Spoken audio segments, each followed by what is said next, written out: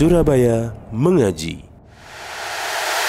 Yuk, dukung dakwah Surabaya Mengaji. Salurkan harta terbaik Anda untuk operasional dakwah.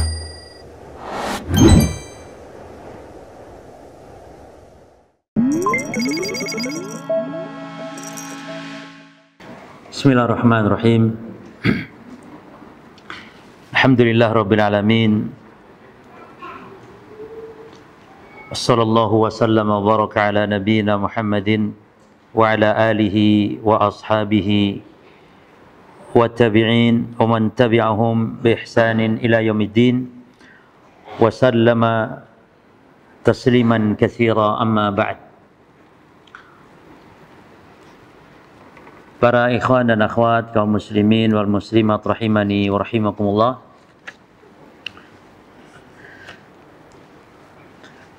Di antara kaidah yang berkaitan tentang masalah takdir,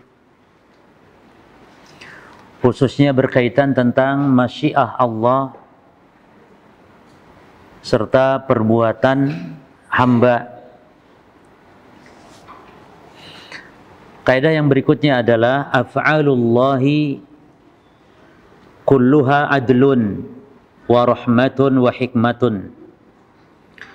Perbuatan-perbuatan Allah itu semuanya dibangun di atas dasar keadilan, di atas dasar rahmat, dan di atas dasar hikmah.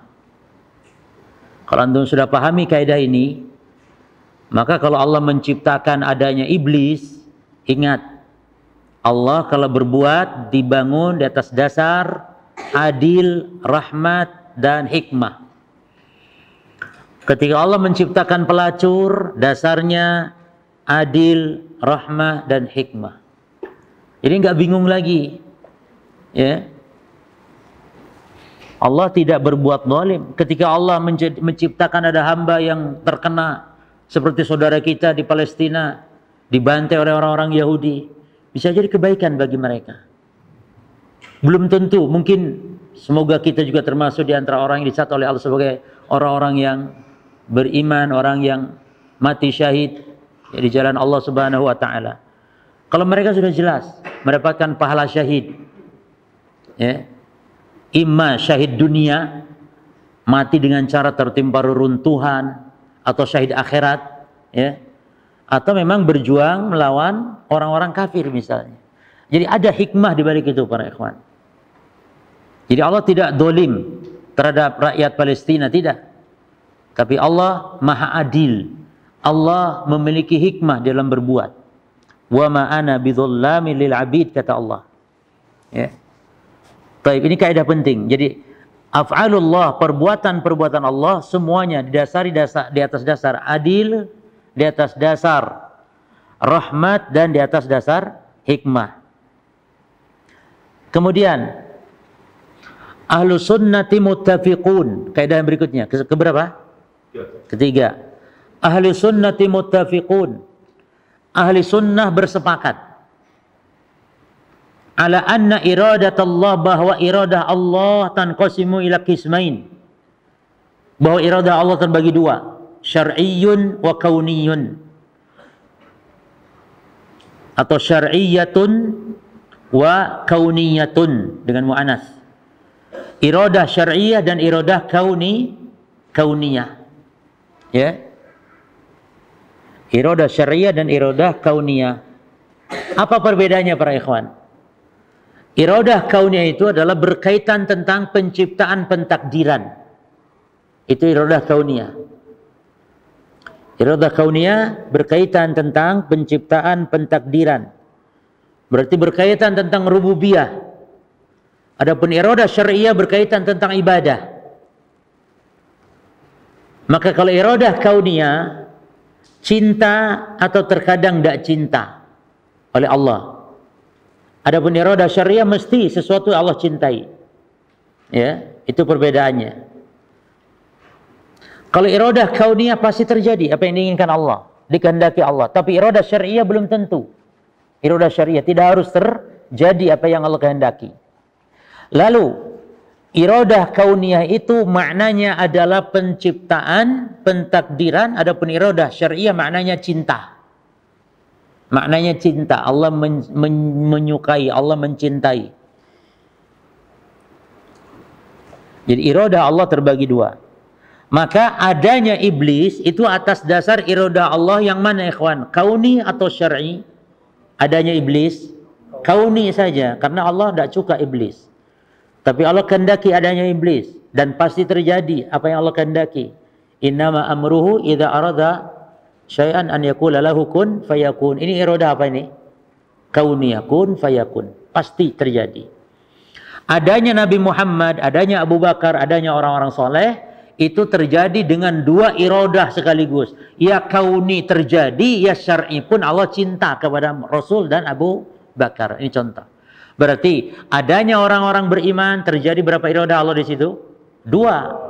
Adapun adanya orang jahat, iblis, orang kafir hanya satu iradah saja. Iradah kauni saja. Apa perbedaan yang mendasar? Tadi para jamaah iradah kauni dan iradah syar'i. Kalau iradah kauni pasti terjadi. Dan dalam perkara yang Allah cinta ataupun tidak cinta. Adapun iradah syar'i belum tentu terjadi dan hanya pada perkara yang Allah cintai saja.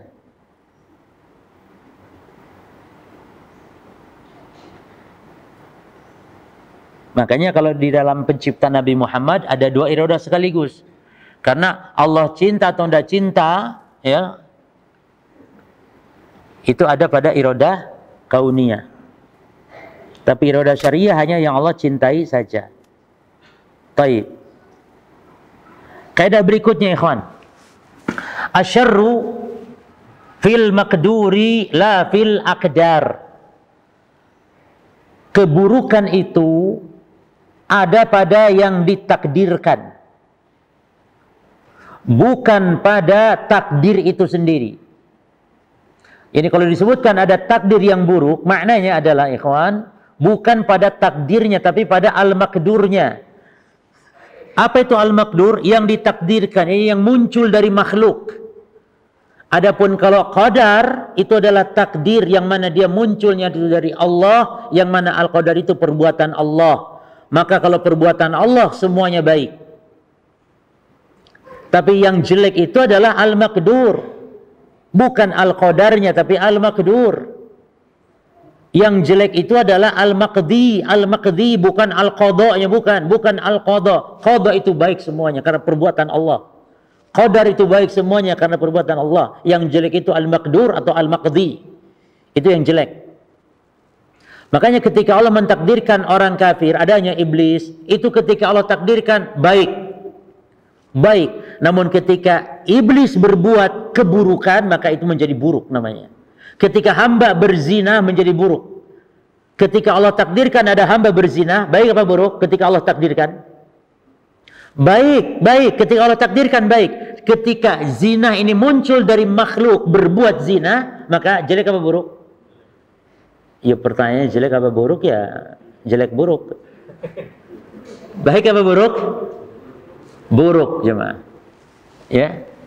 Berarti kalau al-maqdur ada yang baik, ada yang buruk. Salat contohnya. Si hamba salat ini, perhatikan ikhwan, si hamba salat ini al-maqdur atau al-qadar? Ya, si hamba salat. Saya ngomong si hamba salat. Ini al-maqdur atau al-qadar? Al-maqdur toh, karena muncul dari si hamba. Terus al-maqdur ini baik atau buruk? Salat baik. Sekarang si hamba berzina, al-maqdur atau al-qadar? Al-maqdur. Baik atau buruk? Buruk. Berarti kalau al-maqdur ada yang baik, ada yang buruk. Adapun al-qadar enggak dibagi baik buruk. Kalau al-qadar semuanya baik. Semua baik karena al-qadar perbuatan Allah. Sehingga kalau dikatakan takdir yang buruk maknanya al-maqdur. Al-maqdur. Maka zina ketika Allah takdirkan, maka itu namanya qadar. Ketika terjadi zina dari orang yang berzina, namanya makdur. Salat ketika Allah takdirkan itu namanya qadar. Ketika salat dilakukan si hamba maka namanya al-maqdur. Jelas jemaah? Maka al-qadar masdarnya muncul dari Allah, kalau al-maqdur masdarnya sumbernya munculnya dari makhluk. Jelas ini jemaah ya? Taib. Lalu antum bertanya, kalau baiknya salat, jelaslah. Baiknya salat jelas itu amal soleh. Sekarang ketika Allah takdirkan zina, Allah takdirkan iblis, Allah takdirkan orang kafir, apa baiknya? Apa baiknya ketika Allah takdirkan zina?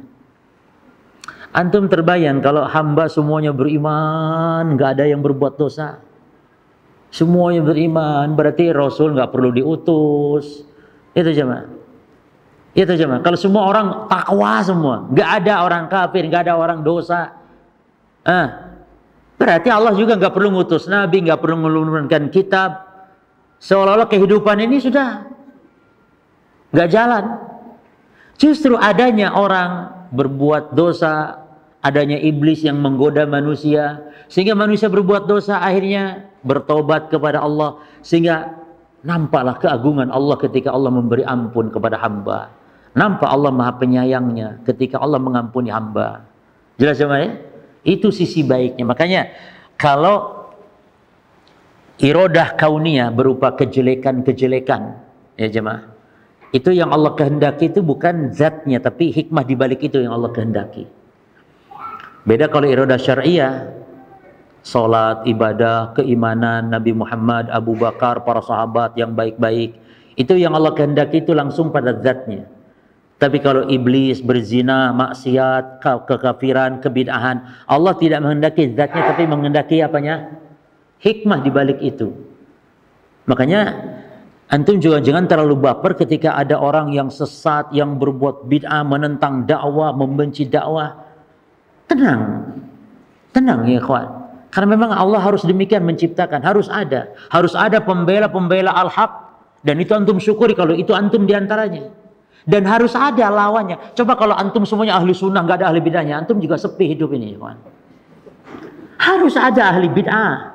Karena antum pun akan semangat dakwah. Coba antum dakwah nggak ada ahli bid'ahnya, ngomong apa? Ndak payu antum ngomong kulu bid'atin dolalah, ndak payu, ndak ono ahli bid'ahnya. Harus ada. Cuman bukan berarti kita. Makanya antum, aduh anak nyesel Ustaz, kenapa anak nggak hidup di zaman Nabi? Ente di zaman Nabi mau jadi Abu Jahal bisa jadi nanti. Sudah syukuri hidayah sekarang. Karena belum tentu kita hidup di zaman Nabi jadi Abu Bakarnya. Bisa jadi Abu Jahalnya, naudzubillah. Ya. Jadi para penentang dakwah, dan demikian ada ahlul haq, ada ahlul batil. Ya. Itu hikmah itu jemaah. Demikian hikmah. Makanya kita hadapi ya kehidupan ini, jalani di atas al-haq, dalam dakwah sabar ketika mendapat gangguan. Jangan terlalu jangan terlalu baper dengan kerasnya pertentangan dari ahli bid'ah. Jangan. Biasa saja. Itu memang ujian. Bahkan doakan hidayah, karena dia itu sekarang kan tidak tahu, bisa jadi besok dia jadi sop terdepan itu membela antum besok. Kan banyak kejadian gitu tuh. Bahkan Allah sampai tertawa loh ikhwan. Dalam hadis Allah itu sampai tertawa. Ada dua orang yang dia berperang jemaah, tapi dua-duanya nantinya masuk surga. Padahal di dunia dia berperang dua-duanya nih. Dia saling bunuh dua-duanya nih. Yani satu barisan muslim, satu barisan kafir. Saling bunuh muslim kafir, tapi dua-duanya ke surga. Allah tertawa. Bagaimana kejadiannya? Yani yang muslim ini di medan perang dibunuh oleh orang kafir sehingga mati syahid masuk masuk surga. Lalu yang kafir tadi yang telah membunuh muslim tadi di medan perang, dia ternyata masuk Islam dan perang lagi, dibunuh lagi, mati masuk surga juga. Jadi akhirnya di surga sama-sama. Maka ketika ketemu, kamu dulu bunuh aku, ya dulu kamu kafir masalahnya, aku masih gitu. Jadi akhirnya ngobrol gitu. Nanti ngobrol, kehidupan dunia itu ngobrol sama. Cuman obrolannya indah sama. Iya aku lucu sekali antum dulu bunuh aku, padahal coba tahu mau gini ya, nggak harus saling bunuh kita ya. Ngobrol urusan-urusan dunia pada jemaah di surga itu nanti.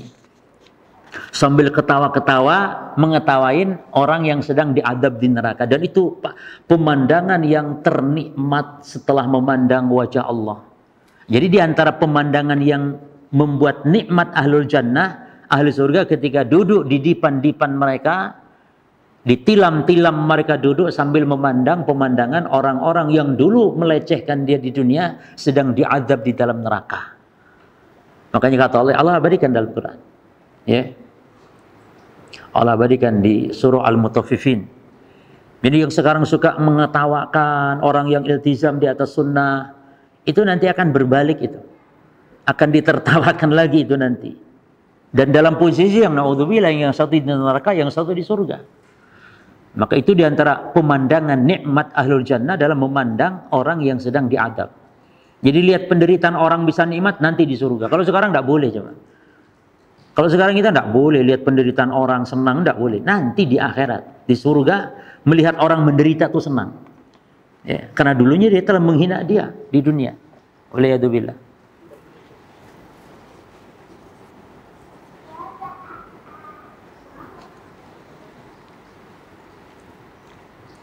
Baik. Kaidah berikutnya. Yajuzu lil insan al-ihtijaju bil qadar fil masaib. Boleh bagi seseorang beralasan dengan takdir terhadap musibah. Wal ma'aibil lati taba minha. Dan juga boleh beralasan dengan takdir terhadap dosa yang sudah ditobati.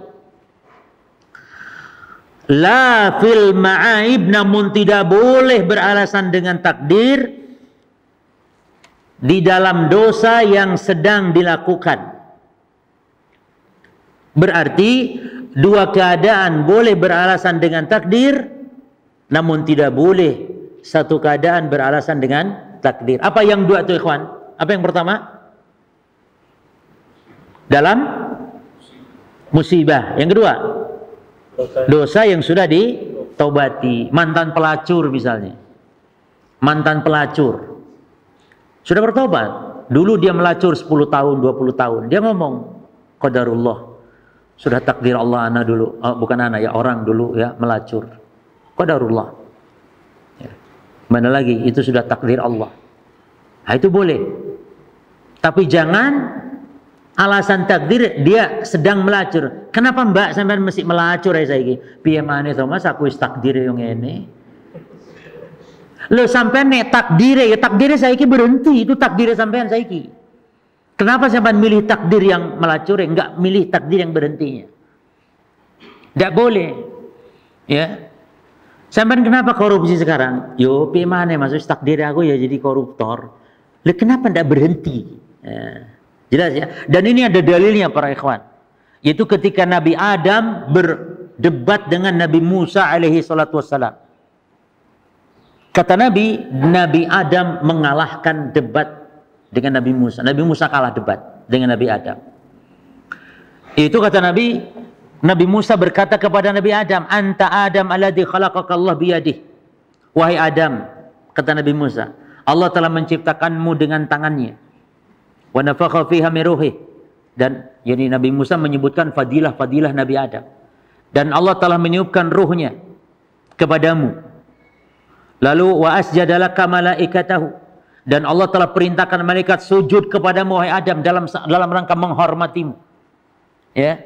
Wa askanaka fi jannatihi, dan Allah telah menempatkanmu di surga. Di surga.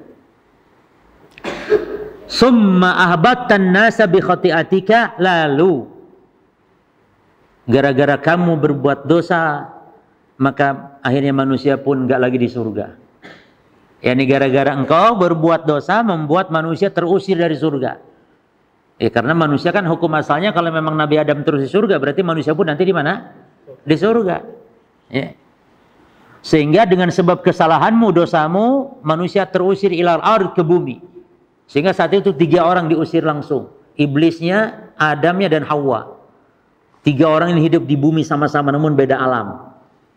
Iblis juga di bumi namun beda alam, yakni alam jin. Kana minal jin. Ya, wa id kunna lil malaikati isjudu li Adam fasajadu illa iblis kana minal jin. Ingatlah ketika aku perintahkan Ketika Allah memerintahkan kepada para malaikat untuk sujud kepada Adam, maka semuanya sujud kecuali iblis tidak mau sujud kepada Adam. Kana minal jin, dan sumbernya iblis dari jin. Jadi iblis itu bukan dari malaikat ya, walaupun Imam Ibnu Katsir jemaah, banyak juga ulama yang berpendapat bahwa iblis itu adalah asalnya malaikat, bahkan termasuk malaikat yang paling taat awalnya. Tapi ini lemah para jemaah. Yang roji dirojikan ulama adalah tidak mungkin. Tidak mungkin malaikat punya karakter kayak iblis, aba wastakbara wa kana minal kafirin. Sementara sifat malaikat la ya'sunallaha ma amarahum wa yaf'aluna ma yu'marun. Senantiasa taat kalau malaikat, bagaimana dia bisa seperti iblis? Maka yang betul iblis itu karena minal jin. Ya. Namun kanu ya'ishun ma'al malaikat. Namun dulu mereka ini hidup bersama para malaikat. Ya, walakin laisa min jinsihim, namun bukan dari jenis malaikat. Ini pendapat yang roji. Al-muhim para jemaah, ketika Adam disudutkan demikian oleh Nabi Musa, maka Nabi Adam sekarang yang menjawab, memberikan hak jawab Nabi Adam alaihissalam. Faqala Adam, kata Nabi, maka Nabi Adam berkata, anta Musa, engkau wahai Musa, alladzi istafaka Allah bi risalatihi wa bi kalami. Wahai Musa, Allah telah memilihmu dengan risalahnya dan dengan kalamnya Allah. Ini engkau diajak bicara langsung oleh Allah. Wa ataqal alwaha fiha tibyanu kulli syai. Dan Allah telah memberimu alwah, yakni kitab. Bisa jadi maknanya Taurat, bisa jadi yang lain. Karena alwah ini adalah sesuatu yang ditulis ya, bisa di kertas, suhuf, lembaran-lembaran, bisa papan, bisa besi, bisa kayu. Alwah itu bisa batu juga. Yang penting alwah itu sesuatu yang ditulis. Allah memberimu alwah, yang di dalam alwah terdapat penjelasan segala sesuatu. Wa qarrabaka najiyya, dan Allah telah mendekatkanmu untuk supaya engkau bisa bermunajat kepada Allah. Ini diajak bicara langsung oleh Allah. Lalu Nabi Adam tanya kepada Nabi Musa, "Fabikam wajadtallaha katabat Taurah qabla an ukhlaqa?" Lalu berapa lama kau dapati? Berapa lama engkau dapati? Yani di dalam Taurat. Berapa lama engkau dapati, ini di dalam Taurat, bahwa Allah telah menulis Taurat sebelum aku diciptakan. Ini Allah telah menetapkan takdir sebelum aku diciptakan, kata Adam. Nabi Musa menjawab, bi arba'ina aman. Jaraknya Allah menulis Taurat sebelum kau diciptakan, jaraknya adalah 40 tahun. Ini 40 tahun. Ya, Allah menulis Taurat sebelum Allah menciptakan Adam. Dan berarti Adamnya sudah tertulis di situ. Sudah ada di dalam Taurat. Bahkan Adam ini juga ada di dalam Quran di surah Thaha, jemaah. Ini di Taurat ada, di surah Thaha, di Quran juga ada. Maka Adam tanya, "Fahal wajadta fiha?" Apakah engkau dapati Allah berfirman, yakni di dalam Taurat, wa asa Adam rabbahu faghawa, yang ini juga ada dalam surah Thaha, Pak Jemaah. Apa itu kata Allah? Dan Adam durhaka kepada Rabbnya, lalu Adam pun tersesat. Ada enggak di Taurat? Kata Musa, na'am, iya ada itu, kata Nabi Musa. Ternyata di Quran pun ada surah Thaha, Jemaah. Antum lihat surah Thaha ayat yang ke-122, ya. Fa'akala minha fabadat lahuma sawatuhuma wa tafiqa, dan seterusnya sampai akhirnya wa'asa Adam rabbahu faghawa. Ada dalam Quran. Lalu Adam sekarang memberikan hak jawab lagi. Kata Nabi Adam kepada Nabi Musa, afatalumuni ala amiltu amalan katabahallahu alayya. Afatalumuni, apakah engkau mencela aku wahai siapa? Wahai Musa. Afatalumuni, apakah engkau mencela aku ala an amiltu amalan, atas sebuah perbuatan yang katabahullahu alayya, yang Allah telah takdirkan atasku. An a'malahu, untuk aku amalkan amalan itu, qabla an yakhluqani bi arba'ina sana, sebelum 40 tahun Allah menciptakan aku. Apakah engkau mencela atas perbuatan yang Allah sudah tetapkan bagiku? Maka kata Nabi sallallahu alaihi wasallam apa?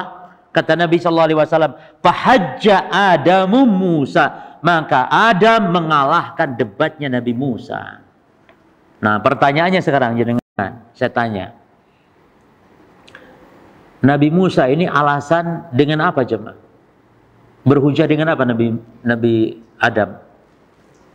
Beralasan dengan apa Nabi Adam kepada Nabi Musa? Dengan takdir. Baik. Atas apa? Hujah takdirnya, alasan takdirnya Nabi Adam terhadap Nabi Musa. Atas apa? Apakah dosa? Jemaah? Atau apa jemaah? Paham tidak pertanyaan saya? Paham ya? Insyaallah. Nabi Adam kan beralasan dengan takdir. Taib. Atas perbuatan apa gitu beralasan dengan takdir ini? Dosa? Taib. Dosa yang sudah ditobati. Nabi Adam sudah tobat belum dari dosanya? Tidak mungkin kalau tidak tobat.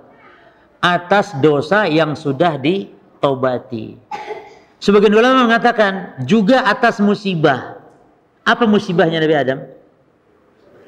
Terusir dari musibah bukan jemaah? Musibah itu. Musibah. Sehingga hadis ini menunjukkan atas dua ini. Maka sesuai dengan kaidah kita. Yajuz al-ihtijaj bil qadar fil masaib wal ma'aib allati qad taba minha. Berarti boleh beralasan dengan takdir atas musibah-musibah yang menimpa dan atas dosa yang sudah ditobati. La ala ma'aib allati qad yassiru 'alaiha, bukan atas dosa yang sedang atau akan dilakukan. Ini kaidah yang penting para jemaah.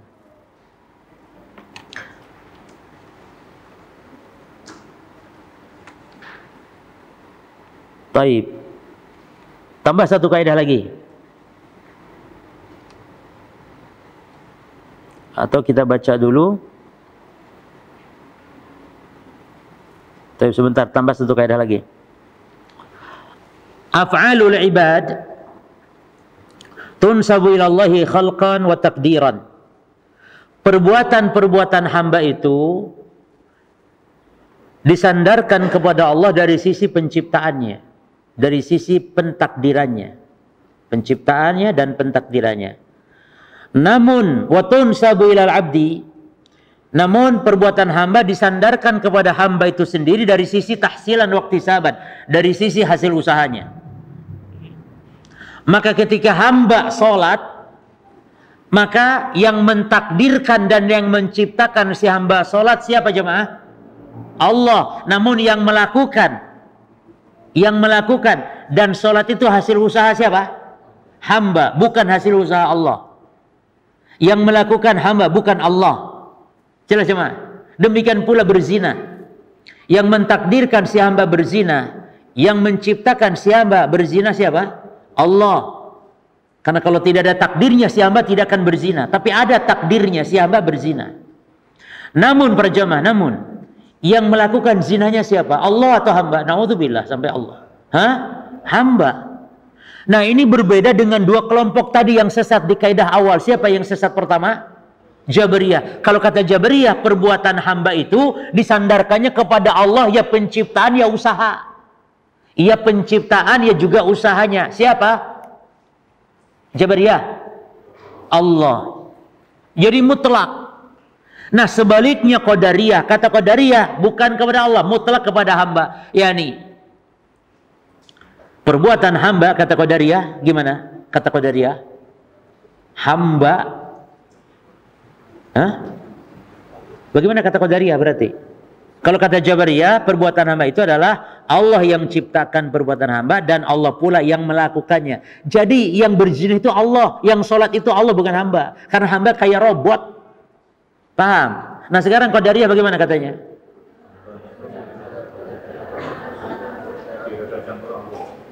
Mantap, ibu-ibu kayaknya layak dapat hadiah nih, cuman tidak ada hadiahnya, Pak. Tidak ada. Ada HP cuman satu-satunya lagi, kalau dikasih nanti. Baik. Jadi kalau Qadariyah, perbuatan hamba itu hamba yang menciptakan, bukan Allah, dan juga sekaligus hamba yang melakukan. nek perkataan Qadariyah bahwa perbuatan hamba yang melakukan, antum setuju enggak sebagai ahli sunnah? Antum sebagai ahli sunnah setuju enggak kata Qadariyah bahwa perbuatan hamba itu hamba yang melakukan? Hamba memiliki kekuatan, kemampuan, hamba memiliki kekuasaan, hamba memiliki kehendak, maka hamba yang melakukan. Antum setuju enggak? Setuju. Yang enggak setuju apa? Katanya hamba yang menciptakan. Sekarang kata Jabariyah apa? Segala sesuatu ditetapkan oleh takdir dan hamba tidak memiliki kemampuan. Segala sesuatu dengan takdir. Maka perkataan segala sesuatu dengan takdir, antum setuju? Nah, tapi yang tidak setuju apa? Hamba tidak memiliki kemampuan. Maka para ikhwan ahli sunnah itu adalah pertengahan di antara dua kelompok sesat. Maka kebenaran yang ada di Jabariyah diambil, sebagaimana kebenaran yang ada di Qadariyah juga diambil, maka itulah akidah ahli sunnah. Apa kata ahli sunnah? Segala sesuatu terjadi dengan qada dan qadar Allah, dan hamba memiliki kemampuan. Hamba memiliki kemampuan. Baik, ini kaidah penting tentang perbuatan hamba. Terakhir, satu kaidah lagi. Al-abdu musayyar bi'tibar qada'ihi wa qadarihi. Hamba Allah, hamba itu dipaksa, yakni tidak bisa lepas dari takdir, ditinjau dari ketetapan takdir. Namun hamba diberi pilihan, ditinjau dari kemampuan dia dalam namun hamba diberi pilihan, ditinjau dari perbuatan yang dia mampu lakukan. Ya. Seperti antum sekarang, antum dari rumah ke majelis ini, itu pilihan siapa? Ada yang memaksa antum enggak untuk nyuruh ke sini? Enggak ada, pilihan antum. Dan antum mampu lakukan, antum berangkat ke sini. Tapi antum berangkat ke sini itu 50.000 tahun sebelum Allah ciptakan langit bumi, itu sudah ada loh Pak catatannya. Jadi sudah ditakdirkan Allah bahwa antum akan berangkat di jam, menit. Ada yang datangnya dari pagi, ada yang datangnya terlambat karena kejebak macet. Itu sudah ada catatannya semua, takdirnya sudah. Lalu di majelisnya pun ada yang ngantuk saja, ada yang mencatat, ada. Itu sudah ada takdirnya. Dan nggak bisa ada perbedaan. Misalnya di catatan takdirnya itu nggak ngantuk, tapi kok di majelisnya jadi ngantuk? Nggak mungkin berbeda. Ketika antum sekarang ngantuk jemaah, berarti memang 50.000 tahun sebelum jalan bumi itu sudah tertulis di situ ngantuk. Si fulan ngantuk, ngantuknya 5 menit sampai meleleh sini. Itu ada jemaah. Nggak bisa, harus ada. Karena kalau tidak ada, dan mungkin mustahil, hal yang mustahil. Maka jika demikian kita hidup di Masya Allah tenang. Ahli sunnah yang iman kepada takdir, yang sebenar-benar iman, hidupnya tenang ya. Nggak akan bingung, nggak akan takut, nggak akan ya. Namun dia akan berjalan sesuai dengan jalur syariat. Maka tidak bertentangan antara takdir dengan syariat, tidak bertentangan coba. Maksudnya gini loh, dalam takdir kita ini kan sudah ditetapkan ahli surga, ahli nerakanya. Semuanya sudah ditetapkan cuma. Allah sudah tahu betul, maha tahu Allah berapa total penduduk surga, berapa total penduduk neraka. Dan sudah jelas. Bahkan Nabi pernah bawa kitab yang isinya ini ahli surga, ahli neraka. Tidak bertentang dengan syariat. Sementara kalau memang demikian, ngapain kita beramal? Al-jawab la, beramal. I'malu fakulun muyasarun lima khuliqallah. Karena semua orang akan dimudahkan terhadap takdirnya. Oh Masya Allah, ada hadiah ternyata. Baik. Jelas jemaah? Maka sesuatu ditetapkan oleh takdir, segala sesuatu sudah ditetapkan oleh takdir. Namun Allah turunkan kitab, Allah utus para nabi, para rasul agar manusia berjalan sesuai dengan jalur syariat supaya hidupnya selamat. Maka kalau ada yang menyimpang dari jalurnya Rasul, berarti jangan disalahkan takdir, jangan disalahkan Allahnya, karena itu pilihan dia berjemaah. Ya, baik. Maka akidah Ahlussunnah sangat adil. Walaupun Mu'tazilah ngaku paling adil. Kenapa Mu'tazilah ngakunya adil dalam mengingkari takdir? Karena kalau mengatakan Allah menciptakan orang berzina, itu namanya katanya nggak adil, itu namanya. Jadi yang adil itu dia mengingkari. Jadi kalau hamba berbuat, Allah nggak ikut campur. Kalau hamba berbuat berarti Allah hamba yang menciptakan perbuatan hamba. Sehingga ketika hamba berzina maka bukan Allah yang menciptakan. Maka kalau kita nggak dirinci, ditinjau perbuatan, ya hamba yang berzina. Tapi ditinjau takdir, siapa yang takdirkan? Allah. Yang menciptakan si hamba berzina adalah Allah. Yang mentakdirkan adalah Allah. Dan jangan seperti Jabariyah, yang manusia seperti robot. Sampai-sampai naudzubillah Allah yang berzina, Allah yang sholat, bukan hamba. Baik, para jemaah. Kita kembali ke kitab kita, para jemaah sekalian. Di poin yang keberapa sekarang? 17 ya, itu sudah 17. Ini berkaitan juga tentang kaidah kita tadi. Ya. Sekarang yang poin 18 tentang ilmu Allah. Ini bagian juga iman kepada takdir, yaitu rukun takdir yang pertama, iman kepada al-ilmu. Wa yaquluna la sabila li ahadin. Dan ahli sunnah mengatakan, la sabila li ahadin, tidak ada jalan bagi seorang pun an yakhruja an ilmillah, untuk keluar dari ilmu Allah, ini keluar dari takdir. Ya. Wala an yagliba fi'luhu wa iradatuhu masyiatullah, dan tidak ada juga seorang pun yang bisa mengalahkan perbuatannya atas kehendak Allah. Tidak mungkin Allah menghendaki A, makhluk malah menghendaki B. Tidak mungkin. Kehendak kita pasti di bawah kehendak Allah semuanya. Memang kita punya kehendak, wa ma tasyauna illa an yasha'allah rabbul alamin. Wala an yubaddila ilma Allah, dan tidak akan pula bisa untuk merubah ilmu Allah. Fa innahul alimu, karena Allah Maha mengetahui, la yajhalu wala yashu. Allah tidak jahil, Allah tidak lupa, wal qadir la yuglabu, Allah Maha berkuasa dan tidak terkalahkan. Baik, kita bahas tentang ilmu, para jemaah. Ilmu Allah, para jemaah sekalian, ada dua macam. Pertama, ilmu Allah, atau pembagian ilmu Allah itu dibagi kepada beberapa pembagian sesuai dengan tinjauan masing-masing. Pertama, ilmu Allah ditinjau dari sisi global dan rincinya. Maka ilmu Allah terbagi dua. Ilmu terhadap perkara-perkara yang global, dan ilmu Allah terhadap perkara-perkara yang rinci. Apa contoh ayat yang menunjukkan ilmu Allah itu global, para jemaah? Contohnya Allah Ta'ala mengatakan, wa huwa sami'ul alim. Dan Allah Subhanahu wa Ta'ala Maha mendengar lagi Maha mengetahui. Nah, ini umum, global, ya. Ini umum sifatnya, yakni global.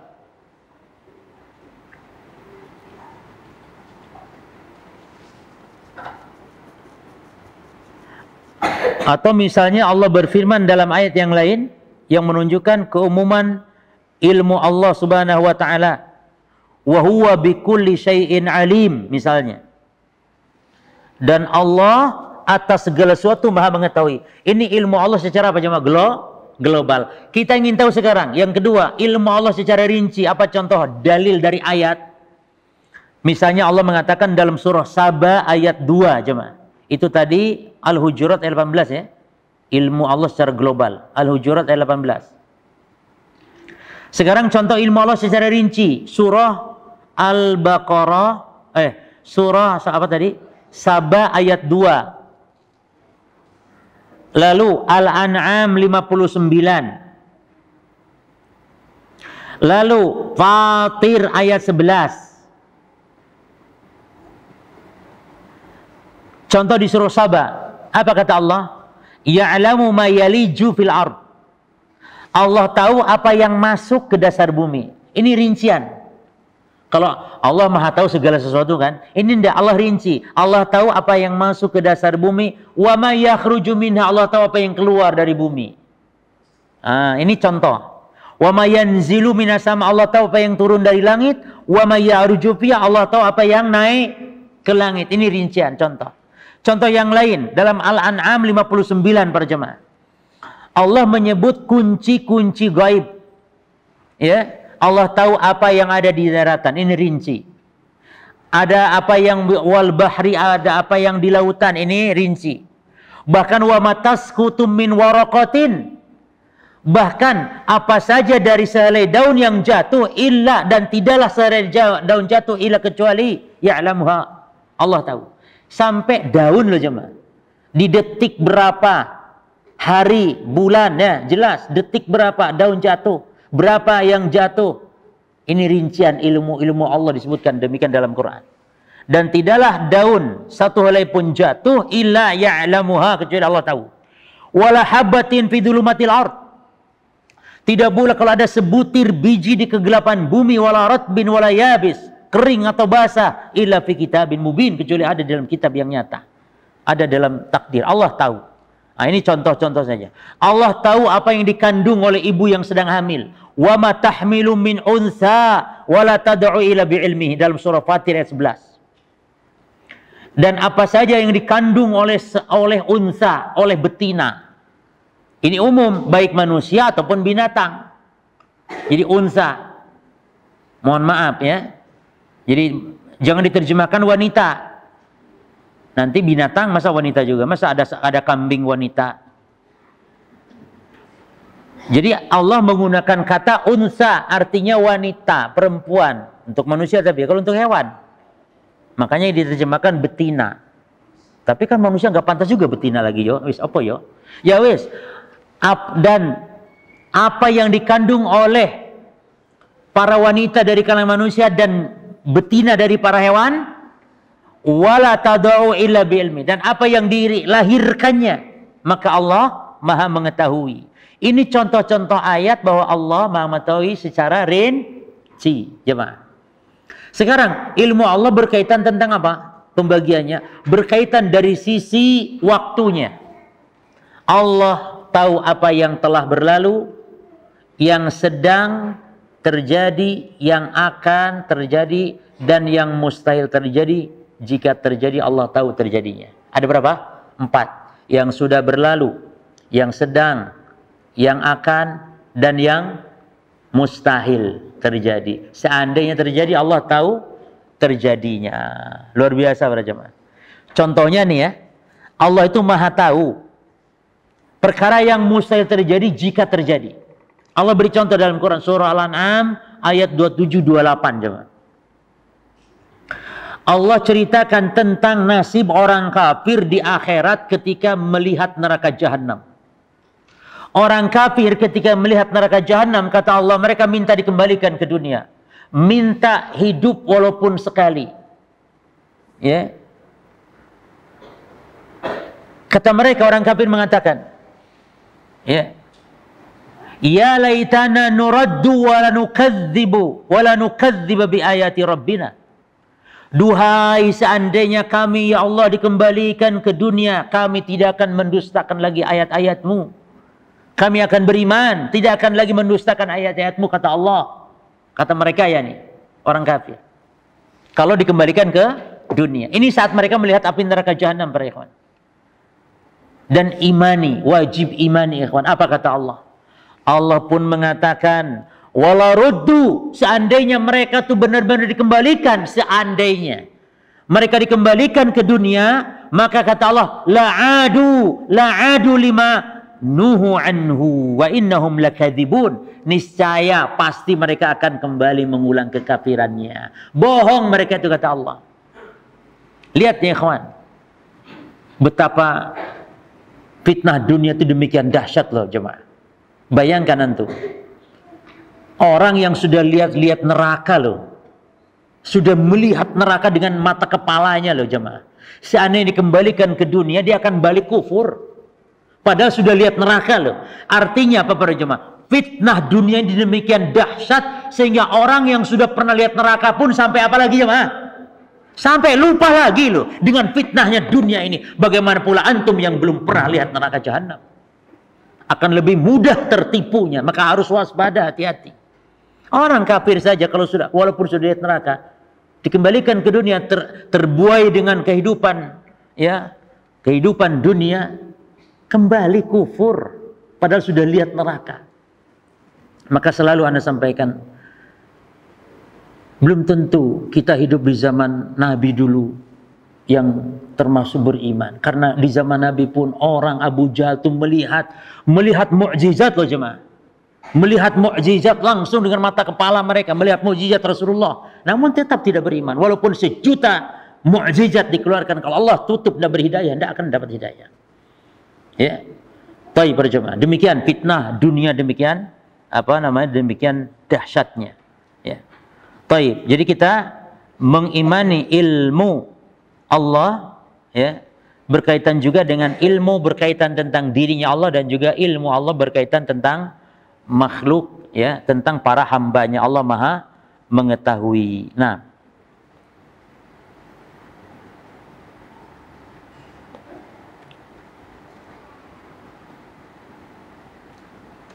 berikutnya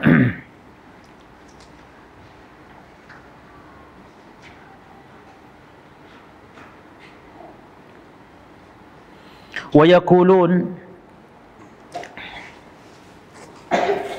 dan ahli sunnah mengatakan,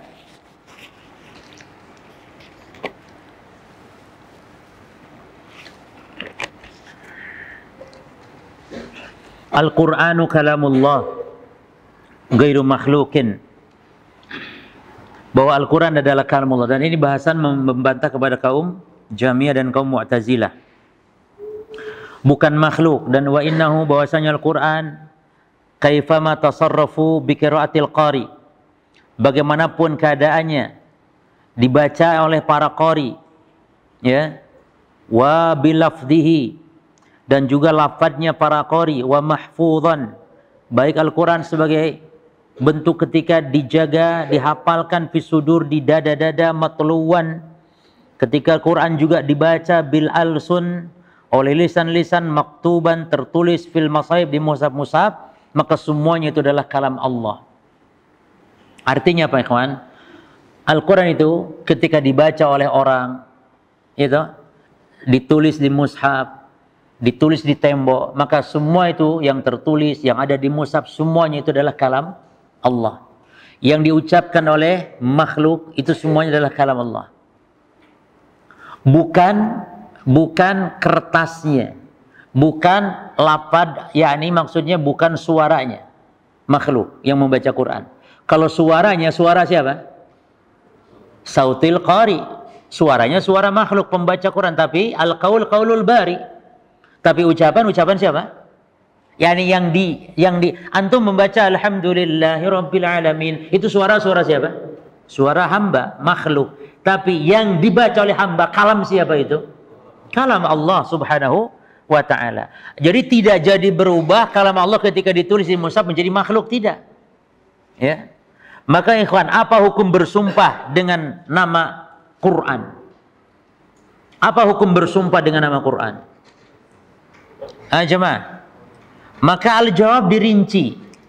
Kalau Quran yang dimaksud ini kalamullah, maka boleh bersumpah dengan sifat Allah. Tapi kalau Quran yang dimaksud yakni mushaf, kertas, makhluk, maka nggak boleh bersumpah dengan makhluk. Jelas jemaah ya? Maka jika demikian berarti tidak boleh kita mengucapkan kata-kata yang membuat orang apa? Yang membuat orang bingung, ini maksudnya apa nih?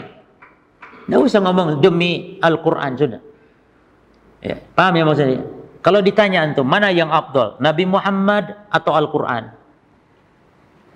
Mana yang afdal? Nabi Muhammad atau Al-Quran? Hah? Kayak tadi. Kalau Quran adalah kalamullah, berarti sifat Allah, Al-Quran, maka membandingkan Nabi Muhammad dengan Allah ini adalah pertanyaan yang salah, gitu, Terus, tapi kalau Al-Quran ini maksud dengan apa jemaah? Makhluk, ya. Maka mana yang afdal? Maka ini pun adalah pertanyaan yang tidak perlu untuk dipertanyakan. Jelas.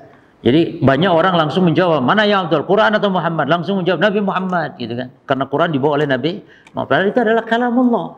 Maka berarti tidak boleh, karena menyerupakan Nabi Muhammad, mensejajarkan Nabi Muhammad dengan Allah. Baik. Mana tadi para jamaah sekalian? Ghair makhluk. Wa man qala bi khalqi, ya, labdi bil Quran, maka barang siapa yang mengatakan makhluk terhadap lapad Quran, ya, yuridu bihil Qur'ana, namun yang dimaksudkan dengannya adalah Quran, maka faqad qala bi khalqil Quran, maka berarti dia pun telah mengatakan Quran itu makhluk. Artinya begini, ada orang yang mengatakan lafadku terhadap Quran, ya, lafadku terhadap Quran adalah makhluk. Ini kata-kata yang susah ditebak ini. Apa maksudnya? Lafadku terhadap Quran adalah makhluk. Orang yang ngomong begini nih jemaah, kalau kata Imam Ahmad, ini kelompok lafdiyah, ahli bid'ah juga. Karena mengatakan lafzi bil Quran makhluk, lafadku terhadap Quran makhluk, itu jemaah. Ini kan bisa teka-teki, bisa maknanya benar, bisa salah. Tapi Imam Ahmad memponis kalau orang ngomong begini itu berarti ini kelompok lafdiyah, dan kelompok lafdiyah termasuk kelompok Jahmiyah kelompoknya. Karena rata-rata mereka bermaksud ngomong lafzi bil Quran makhluk, yang maksudnya Quran adalah makhluk. Cuman mereka cari selamat dengan menyamarkan bukan Quran makhluk. Kalau ngomong Quran makhluk gimana jemaah? Kan jelas. Tapi ini enggak, lafadku terhadap Quran adalah makhluk. Sehingga bisa dipahami, kalau lapad ente, ya memang ente, lapad ente makhluk, enggak masalah. Tapi kalau ente maksud, dan kalau Jahmiyah yang ngomong, maksudnya apa jemaah? Sama dulu ketika ahli sunnah sedang dipaksa oleh orang-orang Mu'tazilah, dipaksa untuk mengatakan Quran makhluk. Maka diantara kiat untuk mencari selamat ahli sunnah saat itu apa? Dengan mengucapkan kata-kata yang tadi bisa dipahami 2-3 makna. Ya, ini menunjuk ke jarinya. Kamu, Quran makhluk atau bukan makhluk? Ya, maka ulama ahli sunnah begini. Quran, Injil, Taurat, ya, ini maksudnya jarinya dia. Ini nih makhluk. Oh, mantap kamu. Padahal maksudnya ini apanya jemaah? Jari, cuman yang penting cuma supaya selamat, supaya tidak dibunuh. Nah, di saat ahli sunnah jaya, orang-orang Jahmiyah pun begitu. Dia ingin sebenarnya memaksudkan Quran itu makhluk, cuman dengan lapad-lapad yang disamarkan, sehingga lapadku terhadap Quran makhluk. Inilah kelompok lafdiyah namanya, kelompok lafdiyah. Namun Imam Al-Ismaili seolah merincinya. Kata beliau apa? Waman qala, siapa yang mengatakan lapadku terhadap Quran adalah makhluk, namun yang dimaksud dengannya adalah Quran yang makhluknya itu, maka faqad qala bi khalqil Quran. Berarti dia dihukumi adalah telah ngomong seolah-olah Quran adalah makhluk. Berarti Jahmiyah. Dan begitu pula Imam Ahmad. Jadi ini golongan ada 3 jamaah. Jahmiyah yang seperti ini. Taib. Atau terbagi ya, ada Jahmiyah yang mengatakan Quran adalah makhluk. Yang kedua ada lafdiyah yang mengatakan apa tadi? Ini Jahmiyah yang menyamarkan. Itu jemaah, lapadku terhadap Quran adalah makhluk. Yang ke berapa? Yang ketiga al-waqifah namanya, al-waqifah, yang tawakuf. Dan ini lebih buruk dari Jahmiyah kata Imam Ahmad, yang tawakuf ini. Yang ini ditanya, ente, kamu Quran makhluk atau kalamullah? Ini orang ngomongnya tawakuf, yakni saya nggak tahu Quran makhluk atau kalamullah, saya nggak tahu, saya tidak akan jawab. Ini namanya al-waqifah ini, ya. Dan ini lebih buruk. Cuman kalau memang dasarnya jahil nggak masalah. Tapi kalau memang dia tahu sebenarnya tapi nggak mau jawab, jamaah, ini namanya lebih buruk daripada Jahmiyah kata Imam Ahmad rahimahullah. Nah itu ya. Lalu satu lagi apa jemaah? Jemaah. Yang kedua jemaah, al-lafdiyah. Yang mengatakan apa lafdiyah itu? Lafdi bil Quran makhluk. Lapadku terhadap Quran makhluk. Yani maknanya apa? Maksud dia itu sebenarnya Quran makhluk. Cuman disamarkan. Jadi seolah-olah nanti yang nanya itu seolah-olah, oh memang benar kok kalau lapadmu ya memang makhluk lapadmu. Kan suara kita makhluk bukan ya ikhwan? Makhluk. Sebagaimana ulama di sana membuat sebuah kaidah. Ya, as-sautu sautul qari wal kalamu kalamul bari. Suara yang memang suara makhluk, yaitu pembaca. Adapun kalamnya apa jemaah? Kalamnya Allah al-Bari. Maka perhatikan, ada al-matlu yang dibaca, ya, ada tilawah, ada tali yang membaca, al-qari yani. Ada yang membaca, ada bacaan, ada yang dibaca. Nah, qari makhluk. Baik. Bacaan apa jemaah? Ini kalam Allah. Bacaan. Yang dibaca juga adalah Al-Qur'an. Ya, dia kalam Allah. Taib. Yang ke berapa jemaah? Yang ketiga ya. Yang ketiga al-waqifah. Siapa al-waqifah ini? Al-waqifah ini orang yang tawakuf, yang mengatakan Al-Quran bukan, yakni saya tidak mengatakan Quran makhluk, dan saya juga tidak mengatakan Quran bukan makhluk. Paham itu maksudnya? Paham cuma ya?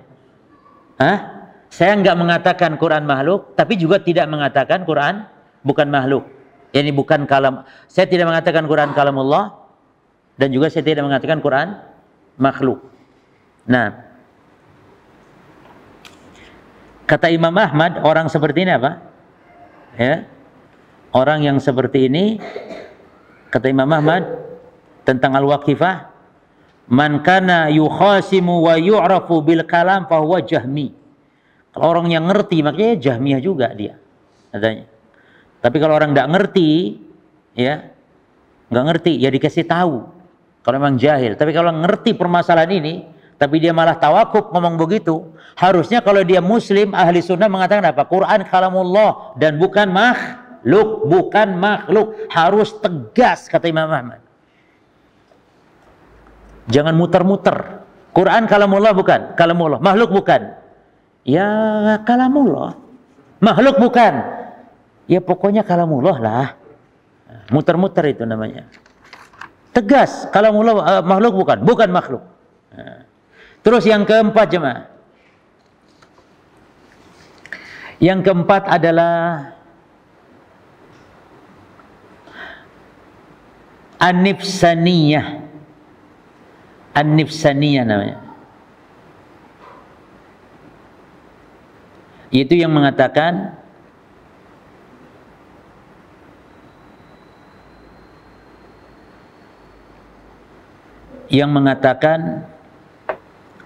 bil kalamin nafsi.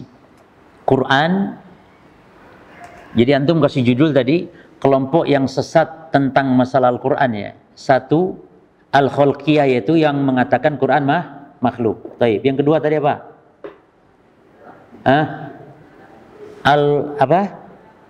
Al-lafdiyah, yang mengatakan lafdi bil Quran makhluk. Baik. Yang ketiga, al-waqifah. Nah, sekarang yang keempat adalah orang yang mengatakan Quran itu kalam nafsi. Kalam nafsi. Maka disebut dengan nafsiyah. Siapa mereka? Mereka adalah Asy'ariyah, ya, Kulabiyah dan Maturidiyah. Jadi kalau Asy'ariyah ditanya, Quran kalamullah bukan? Kata Asy'ariyah, na'am, Quran kalamullah, tapi kalam nafsi. Yani makna. Yani kalamullah itu maksudnya makna, dan Allah kalam itu kalam nafsi, kalam dalam diri Allah. Sehingga lafaz-lafaz Quran itu bukan kalamullah hakikatnya. Kalau lafaznya bisa jadi Nabi Muhammad, bisa jadi malaikat Jibril kata mereka. Mereka juga khilaf ini, Nabi Muhammad atau malaikat Jibril. Jelas ya? Jadi ini adalah kelompok sifatiyah, ya, kelompok sifatiyah dari Asy'ariyah, Maturidiyah dan Kulabiyah. Nah, dan memang aliran mereka ini terhadap sifat kalam bagi Allah, kalam itu kalam nafsi. Adapun antum ahli sunnah, kalam itu kalam apa? Kalam lafad, mengandung makna, mengandung huruf, kalimat, dan kalam Allah itu terdengar. Masmu'un, ada suara terdengar. Baik para jemaah sekalian. Sepertinya kalau bahasan seperti ini sudah kita bahas di pembahasan sebelumnya ya, tentang dalil apa Al-Quran kalamullah, apa dalil Quran itu munazzalun, apa Quran dalilnya gair makhluk, apa dalil bahwa Quran itu minhu bada'a, dan apa dalil bahwa Al-Quran ilaihi ya'udu. Lupa jemaah? Apa akidah Ahlussunnah tentang konsep Quran? Al-Quran dibangun di atas 5 konsep Ahlussunnah. Apa yang pertama? Quran kalamullah, satu. Yang kedua, Al-Quran munazzalun, Quran diturunkan. Yang ketiga, Al-Quran gairu makhlukin. Yang keempat, Al-Quran minhu, ay minallah, bada'a, dari Allah bermula. Ini walaupun disebutkan kalam Jibril, tapi tetap yang pertama bicaranya siapa? Allah. Terus yang kelima, Al-Quran ilaihi, ay ilallah, kepada Allah ya'udu, kembali. Jelas jemaah? Baik. Berikutnya jemaah. Wa yaqulun. Ini apa judulnya? Af'alul ibad makhluqatun lillah. Judul ini bantahan kepada siapa jemaah? Ayo, pelan-pelan. Si, ibu-ibu dapat hadiah, tak kasih hadiah, Bu. Ayo jawab, Bu. Judul ini af'alul ibad makhluqatun lillah. Perbuatan-perbuatan hamba Allah yang ciptakan. Ini judul bantahan kepada kelompok apa? Pak. Ayo Bu. Oh, Qadari Jabariyah, Qadar. Sing benar. Qadari apa Jabariyah? Kok Jabariyah, Dariyah sing di. Apa kurungnya Pak anu Mbak?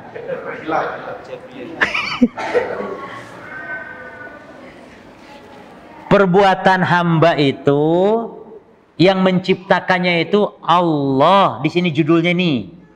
Bukan hamba, bukan yang ciptakan perbuatan hamba itu, tapi Allah yang menciptakan, yang mentakdirkan itu Allah. Perbuatan hamba ini judulnya begitu. Nah, pertanyaannya, ini berarti judul bantahan kepada kelompok apa? Betul, Qadariyah. Itu yang terakhir ngomong, Qadariyah. Nah, dapat itu hadiah, fadhol. Ini bantahan kepada Qadariyah yang mengatakan kalau perbuatan hamba siapa yang ciptakan? Hamba. Oh, Qadariyah siapa yang menciptakan hamba? Perbuatan hamba? Hamba. Ya. Wa yaqulun, dan ahli sunnah mengatakan innahu la khaliqa. Bahwasanya tidak ada yang menciptakan alal haqiqah, secara hakiki. Kenapa harus secara hakiki? Karena disebutkan Jepang pun pencipta. Jepang pencipta mobil. Maka Allah juga pencipta. Apa bedanya? Kalau Allah pencipta hakiki, kalau Jepang pencipta hanya sekedar merangkai. Tapi yang hakiki menciptakan besi, menciptakan alat-alat mobil siapa? Allah. Maka makhluk pencipta namun nisbi. Makhluk pencipta namun nisbi, relatif dia. Hanya mencipta maknanya takwin, hanya mencipta maknanya yakni membentuk atau merangkai sesuatu yang bahannya sudah ada. Tukang mebel pencipta mebel. Itu nisbi, relatif, tapi pencipta hakiki siapa? Allah. Itu maknanya. Wa anna aksabal ibad, dan bahwasanya usaha-usaha para hamba kulliha semuanya adalah makhlukatun lillah, makhluk Allah, yani Allah yang ciptakan.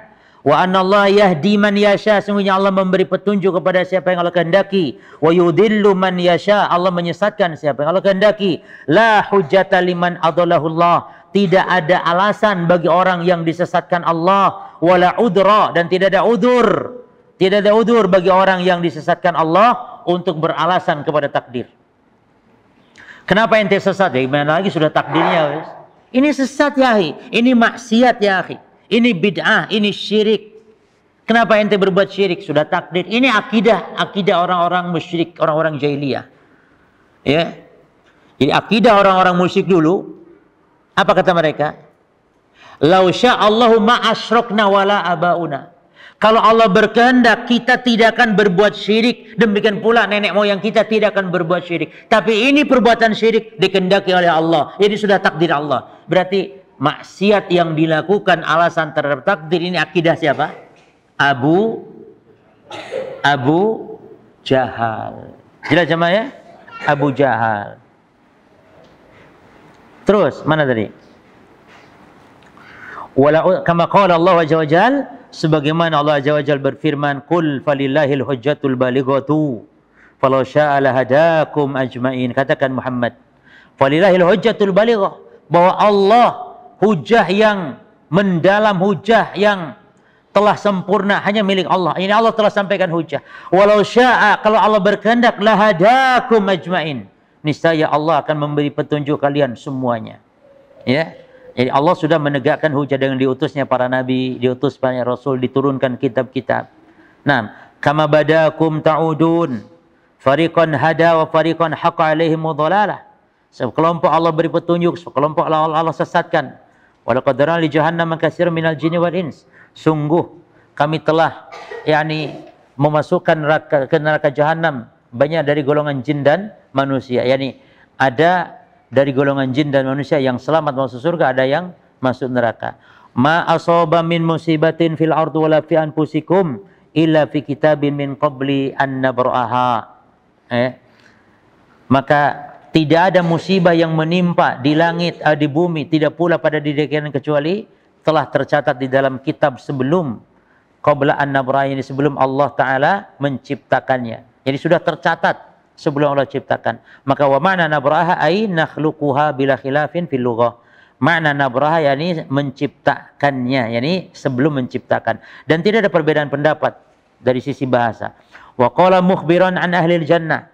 Dan Allah juga berfirman seraya mengabarkan tentang penduduk surga, wa ma kunna linahtadiya laula an hadanallah. Penduduk surga mengatakan, seandainya tidak ada petunjuk dari Allah, maka kita tidak akan mendapatkan petunjuk. Walau yasha Allahu lahadan nas jami'an. Kalau Allah berkehendak, maka Allah akan memberi petunjuk kepada manusia semuanya. Jadi artinya para ikhwan, semua kesesatan, petunjuk, semua ditetapkan. Ya. Cuman ini bukan berarti kita pasrah kepada takdir, tidak beramal. Semuanya ditetapkan oleh Allah, namun Allah memberikan jalur, memberikan cara bagaimana hidup, sehingga harus berjalan di atas jalan para rasul. Nah, walau syaa rabbuk, kalau Allah Rabbmu berkehendak, la ja'alan nas ummatan wahidah. Manusia akan dijadikan umat yang satu, semuanya iman. Ya, wala yazalun mukhtalifin, namun senantiasa manusia berselisih, ini berbeda-beda aliran, berbeda-beda pemahaman. Illa ma rahima rabbuk, kecuali yang diberi rahmat oleh Rabbmu, oleh Allah Subhanahu wa taala. Baik, berikutnya para jemaah, ini kaidah yang sudah kita sebutkan tadi. Al khairu wasyarru biqada'illah. Bahwa kebaikan dan keburukan ditetapkan oleh Allah. Ingat, yang dimaksudkan ada kebaikan keburukan ditinjau dari mana tadi? Dari sisi al-maqdur, bukan dari sisi qadar. Maka ahli sunnah wal jamaah mengatakan innal khaira wa syarra, bahwasanya kebaikan dan keburukan, wal hulwa wal murra, pahit, yang manis dan yang pahit, biqada'in minallahi azza wa jal, maka berdasarkan ketetapan dari Allah azza wa jal, amdahu yang Allah berlakukan, wa qaddarahu, dan Allah takdirkan, la yamlikuna li anfusihim darra wala nafa illa ma sya'allah, maka tidak berkuasa manusia mendatangkan manfaat menolak mudarat untuk dirinya kecuali apa yang telah dikehendaki oleh Allah Subhanahu wa taala. Ya. Jadi ingat, kalau kita disebutkan takdir yang baik dan yang buruk, ini ditinjau dari sisi al-maqdur. Adapun ditinjau dari sisi takdir, tidak ada yang buruk, semua takdir baik. Wa innahum fuqara'u ila Allah azza wa jalla la ghina lahu anhu fi kulli waqtin. Dan bahwasanya manusia adalah fakir di hadapan Allah, tidak ada yang kaya, tidak ada yang cukup di hadapan Allah pada semua waktunya. Karena memang manusia pada jemaah, dan Allah disifati dengan as-somad, itu semua makhluk berhajat, semua makhluk fakir. Di antara nama Allah adalah as-somad. Di antara tafsir as-somad yang pertama apa? Yani al-kamil fi sifatihi ta'ala, yang paling sempurna dalam sifat-sifat Allah. Yang kedua, la jaufalahu, as-somad yani yang tidak berrongga, Yani Allah la yahtaj ila ta'am wa syarab. Allah tidak butuh makan, tidak butuh minum. Tidak berongga, itu as-samad. Yang ketiga mana as-samad apa para jemaah? Yani al-masmud dengan isim maf'ul yang kita sering mendengar terjemahannya. Yani tempat bergantung, itu as-samad. Nah, ini al-masmudnya nih. Yani al-masmudu lahu jami'u makhluqat, yang mana seluruh makhluk berhajat butuh kepada Allah, itu al-masmud. As-samad bermakna al-masmud. Yang keempat terakhir apa tafsiran as-samad? Yang keempat terakhir apa tafsiran as-samad? Yaitu al-ayatul lati ba'daha yufassiruha atau tufassiruha. Itu ayat setelahnya menafsirkan as-samad. Ayat setelahnya menafsirkan as-samad. Apa berarti as-samad? Apa cuma? Ayat setelahnya menafsirkan as-samad. Berarti apa as-samad? Alladzi lam. Ayat setelahnya. Berarti as-samad yakni alladzi lam yalid walam yulad walam yakulahu kufuwan ahad. Itu arti as-samad. Nah, ini tafsir seperti namanya khilafut tanawu'. Tafsir khilaf tanawu', yakni tafsir keanekaragaman yang semuanya benar. Mau ditafsirkan nomor 1, nomor 2, nomor 3, nomor 4, mau ditafsirkan semuanya juga benar. Wallahu taala a'lam. Saya kira cukup para jemaah sekalian, insyaallah. Tinggal saya bagi-bagi hadiah ini untuk ibu-ibu dapat 3 ya.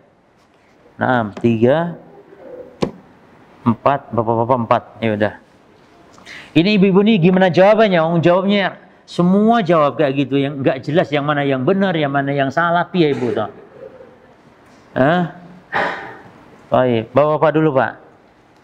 Pak, sebutkan 4 nama ya, kelompok yang menyimpang terhadap masalah Al-Quran. 4 kelompok yang menyimpang dalam masalah Al-Quran. Sebutkan nama-namanya saja. Ayo Pak. Fadhal. 1 Jamiah, Kholqiyah ya. Taib. Yang kedua. Lah Pak, yang dalam Quran Pak. Dalam tadi yakni terhadap Al-Quran yang mengatakan makhluk, yang mengatakan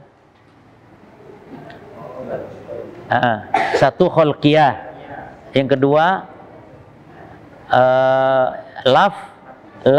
lafdiyah, yang ketiga waqifah, yang keempat nafsiyah. Jadi yang kalam nafsiyah itu Asy'ariyah dan yang semisal. Fadhol, monggo.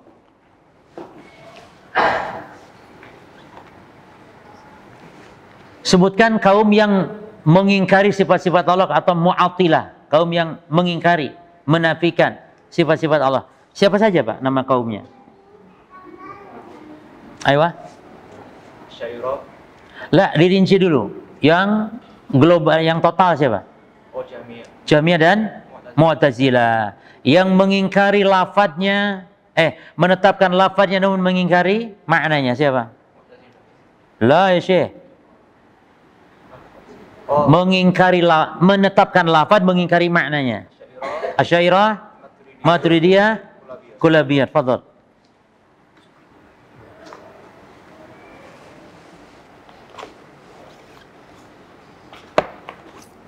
Taib. Mana bapak-bapak lagi? Pak, sebutkan. Taib Pak. Angkat tangan dulu Pak. Siapa yang mau? Monggo. Siapa yang mau Pak? Monggo Pak. Ibu-ibu jawab. Ibu-ibu tolong dijawab. Kapan boleh beralasan dengan takdir? Berapa? Berapa keadaan? 2, 1.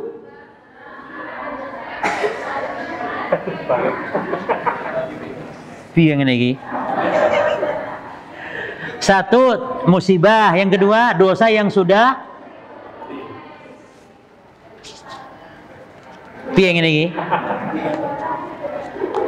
Ya wis Bu, iki tak kasih 2 wis, bagino. Sopo sing kira-kira paling kenceng jawabannya? Yo, wis Pak. Hah? Yang tadi 1 ya? Iya. Oh, ya wis. Kurang 1. Ya wis, 3 kasih. Pak, kelompok apa yang berkeyakinan kalau perbuatan hamba itu Allah yang ciptakan dan juga Allah yang berbuat. Yang disandarkan kepada al-mutlaq. Hah? Jabariyah, fadal. Masya Allah. Betul. Terakhir Bapak-Bapak. Siapa yang istrinya 2? Ada yang istrinya 2? Gak ada. Berarti antum ahlu tauhid semua. Namun tauhid ahlu tauhid yang khaif. Al-muwahhid al-khaif. Taib.